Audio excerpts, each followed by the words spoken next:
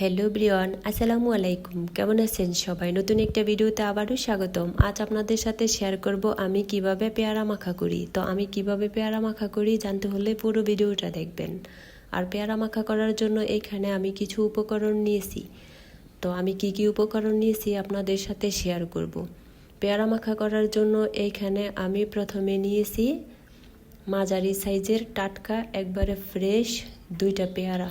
তারপরে নিয়েছি তেঁতুলের চাটনি, নিয়েছি সরষের তেল, এইখানে নিয়েছি ধনেপাতা বাটা, কাসুন্দি, ধনেপাতা কুচি, লেবু, আর এইখানে নিয়েছি চাট মশলা, তারপরে নিয়েছি লবণ।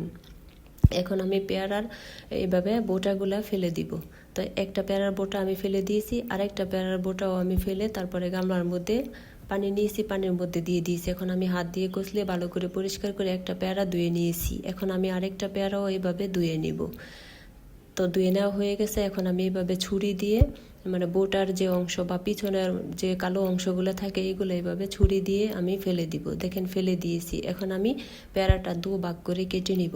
তো আমি ছুরি দিয়ে এইভাবে 2 ভাগ করে কেটে নিয়েছি। তো কেটে নেওয়া হয়ে গেছে। এখন দেখেন মাশাল্লাহ ভিতরের কালারটা কতটা সুন্দর, একবারে ফ্রেশ টাটকা সাদা দপদপ করছে। এখন আমি এভাবে ছুরি দিয়ে ফালি ফালি করে কেটে নিব প্রথমে। আপনারা চাইলে এই কাজটা বটি দিয়েও করতে পারেন। এখানে আমি আর বটি আনতে গেছি না, ছুরি দিয়েই কষ্ট করে আমি কেটে নিচ্ছি, কারণ ছুরি দিয়ে কিন্তু আমি কাজ এত বেশি ভালো করতে পারি না। তারপরও চেষ্টা করছি। দেখেন প্রথমে ফালি করে কেটে নিয়েছি। এখন এভাবে টুকরো টুকরো করে কুচি করে নিব। আপনারা চাইলে আপনাদের পছন্দ মতো কুচি করে নিতে পারেন, আরও চিকন করেও কুচি করতে পারেন বা আরও বড় করেও কাটতে পারেন। এখন আমি এভাবে করে সব কয়টা পেয়ারা এভাবে টুকরো টুকরো করে ছুরি দিয়ে তারপরে কেটে নিব। তো দেখেন আমি কত সুন্দর করে পেয়ারাগুলা ছুরি দিয়ে টুকরো টুকরো করে কুচি করে নিচ্ছি। তো এভাবে করে সব কয়টা পেয়ারা আমার কুচি করা হয়ে গেছে। এখন এর মধ্যে আমি সব উপকরণগুলো আস্তে আস্তে মিশিয়ে দিব। তো প্রথমে এর মধ্যে আমি দিয়ে দিব ধনেপাতা বাটা।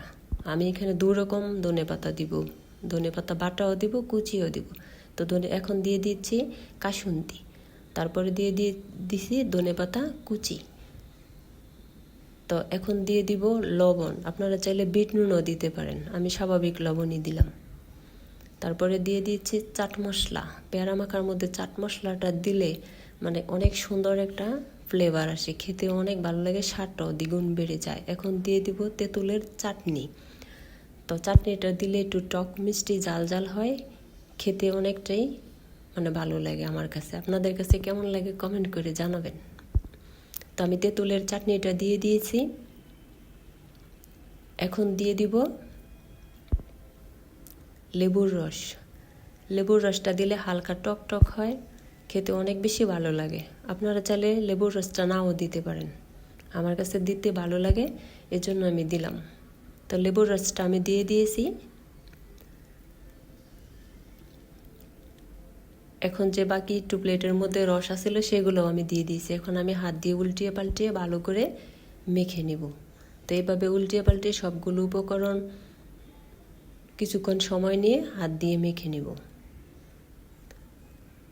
তো মেখে নেওয়া হয়ে গেছে। এখন এই পর্যায়ে এর মধ্যে আমি দিয়ে দিব খাঁটি সরষের তেল।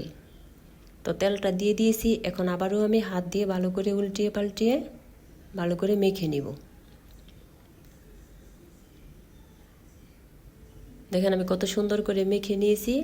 এখন এই পর্যায়ের মধ্যে দিয়ে দিব টালামরিচ। আপনারা চাইলে কাঁচামরিচও দিতে পারেন, আমার কাছে কাঁচামরিচ নেই, জন্য আমি টালামরিচই দিয়ে দিয়েছি গুঁড়ো করে। এখন আমি হাত দিয়ে ভালো করে উল্টিয়ে পাল্টিয়ে আবারও সবগুলো উপকরণ একসাথে মিশিয়ে নিব। তো দেখেন সবগুলো উপকরণ মেশানো হয়ে গেছে। এখন একটা প্লেটের মধ্যে আমি পরিবেশন করে নিব। তো দেখেন উপর দিয়ে আমি হালকা চাট মশলা দিয়ে প্লেটের মধ্যে পেয়ারা মাখাটা পরিবেশন করে নিয়েছি। দেখেন মাশাল্লাহ দেখতে কতটা সুন্দর লাগছে। এখন খাবারের জন্য আমার ছেলেকে দিয়ে দিব। তো দেখেন আমি প্লেটটা ছেলের হাতে দিয়ে দিয়েছি। আর পেয়ারা মাখাটা দেখতে কতটা সুন্দর লোভনীয় মনে হচ্ছে। আপনারা এইভাবে পেয়ারা মাখা করে খাবেন। তো সব মিলিয়ে আমার ভিডিওটা কেমন হয়েছে কমেন্ট করে জানাবেন। ভিডিওটি যদি ভালো লাগে লাইক কমেন্ট শেয়ার করবেন। সবাই ভালো থাকবেন, সুস্থ থাকবেন। আজ এই পর্যন্তই। আল্লাহ হাফেজ।